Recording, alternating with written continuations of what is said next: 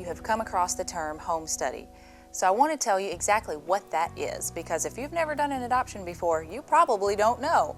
A home study is actually an assessment that an adoption agency makes of your family, of your ability and your readiness to welcome and accept a new member into your family. Now that consists of a lot of different stuff. Basically, the process is an investigative process. This is what we do to learn about you and to decide whether or not we're going to approve you to be able to adopt a child. This has to happen regardless of which country you're adopting from, okay? You cannot do an adoption without an approved home study. This is step one. You can't skip it. It's hugely important. The investigative process of a home study includes us looking at your criminal background, which is probably one of the most important parts.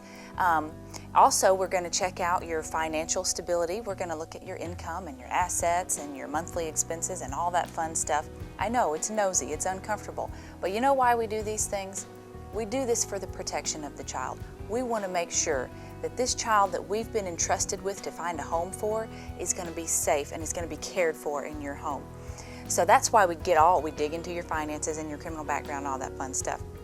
We're also going to look at your medical background and your current health.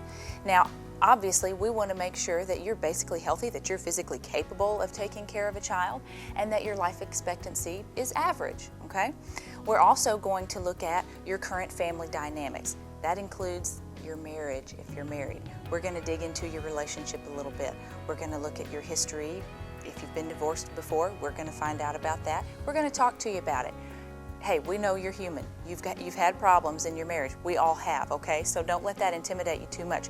We just want to know about it. We want to know how you're handling it. We want to know that you're healthy, well-adjusted people who can handle the responsibility of raising a child, okay?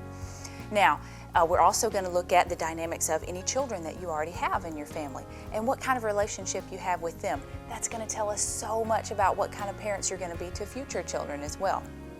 And here's the part that most people already kind of know about. When you hear home study, you think they're coming to my home. And yes, we are. In addition to all those other things, we're going to come to your home and make sure that it's a safe environment. We're not looking to see that you have a spotless house, okay? We just want to make sure that there's nothing hazardous in your home and that there's nothing unsanitary in your home, okay? So don't be too intimidated by that either.